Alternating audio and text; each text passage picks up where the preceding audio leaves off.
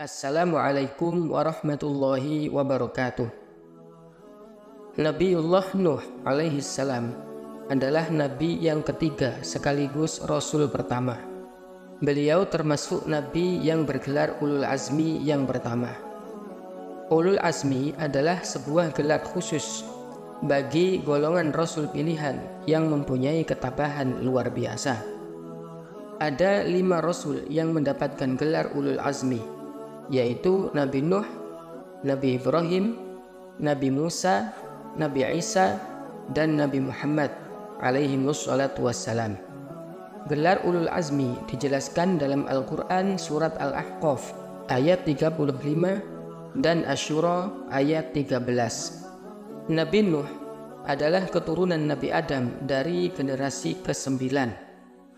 Nama lengkapnya adalah Nuh bin Lamik bin Matushalif bin Idris bin Yarod bin Mahlayil bin Qainan bin Anushi bin Shis bin Adam alaihissalam. Nabi Nuh lahir sekitar 1000 tahun setelah wafatnya Nabi Adam, dan beliau diberi umur yang panjang oleh Allah, yaitu 1000 tahun lebih. Umur Nabi Nuh bisa diketahui dalam surat Al-Ankabut ayat 14. Dalam Al-Quran ada 43 ayat yang membahas tentang Nabi Nuh. Dakwah Nabi Nuh ditujukan kepada Bani Rosib. Bani Rosib adalah kaum keturunan Qabil, putra Nabi Adam.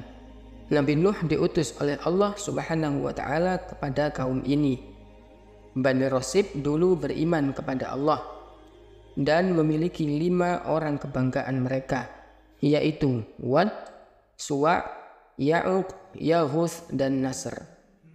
Kelima orang tersebut sangat solih dan menjadi panutan. Pada saat mereka berlima wafat, setan membisikkan ke telinga Bani Rosib untuk mendirikan berhala di majelis-majelis mereka dan menamakannya sesuai nama orang-orang tersebut. Bani Rosib lama-kelamaan menyembah berhala itu dan mereka kufur kepada Allah. Nama berhala-berhala itu bisa kita lihat di dalam surat Nuh ayat 23. Wala tadharunna waddaw wala suwa'an wala yaghutha wa ya'uqa wa nasra. Dan jangan sekali-kali kamu meninggalkan penyembahan Tuhan-Tuhan kamu, dan jangan pula sekali-kali kamu meninggalkan penyembahan Wad, Suwa', Yaghuth, Ya'uq, dan Nasr. Kemudian Allah Subhanahu wa Ta'ala mengutus Nabi Nuh untuk mengembalikan mereka pada ajaran tauhid.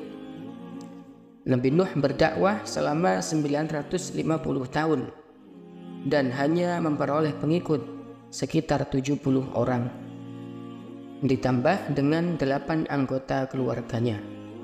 Kemudian Nabi Nuh memohon kepada Allah untuk tidak membiarkan satupun orang kafir tinggal di muka bumi.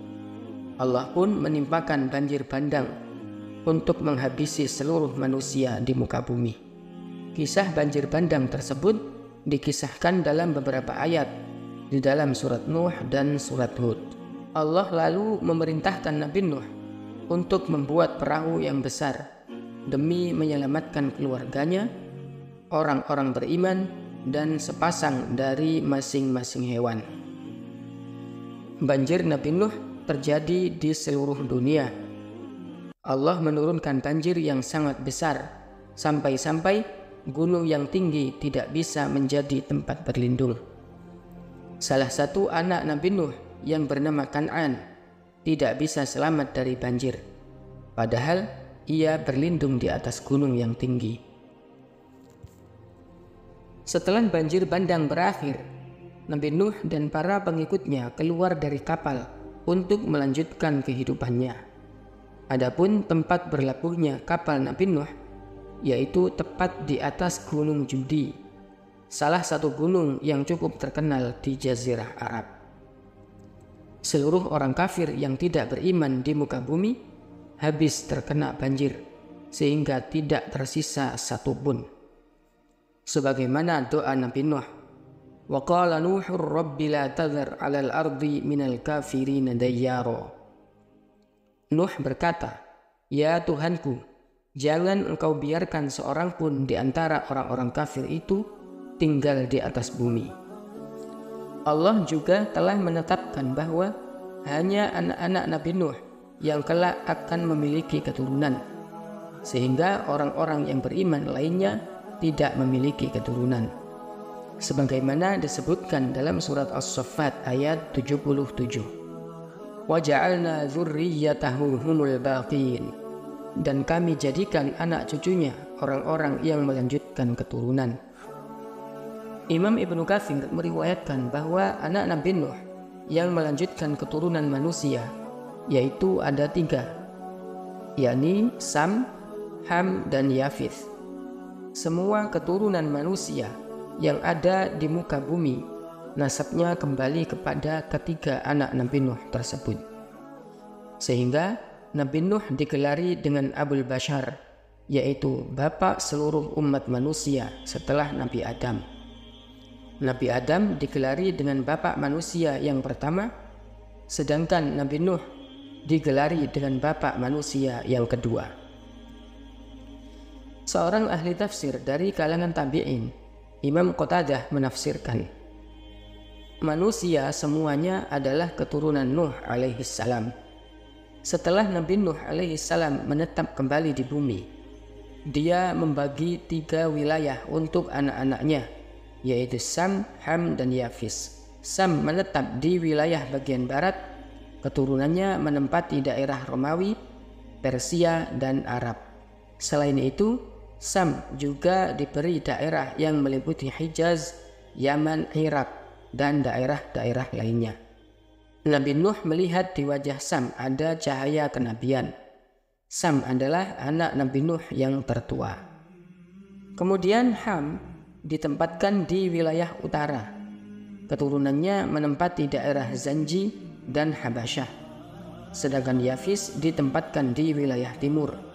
Keturunannya banyak menempati daerah Turki, termasuk dalam keturunannya yaitu Ya'juj dan Ma'juj. Setelah Nabi Nuh berusia lanjut, dia memanggil Sam. Ia duduk di hadapan Nabi Nuh, kemudian Nabi Nuh meletakkan kedua tangannya kepada Sam dan berkata, "Ya Allah, berkatilah Sam beserta keturunannya, dan jadikanlah di antara keturunannya kenabian dan kerajaan." Doa Nabi Nuh ini terkabul. Keturunan Sam banyak yang menjadi nabi dan orang-orang soleh. Di antaranya adalah Nabi Daud, Nabi Sulaiman, yang menjadi nabi sekaligus raja. Imam As-Sa'labi mengatakan bahwa Sam berumur 600 tahun. Dia adalah orang yang tidak sabar terhadap kematian. Nabi Nuh pernah memohon kepada Allah agar tidak mematikan Sam, hingga dia sendiri meminta kematian kepada Allah. Ketika dia telah berusia lanjut dan merasa lemah untuk beraktivitas, dia meminta kematian kepada Allah. Setelah ia meninggal, dia dikuburkan di sebuah kota di Hauran. Wallahu a'lam bishawab.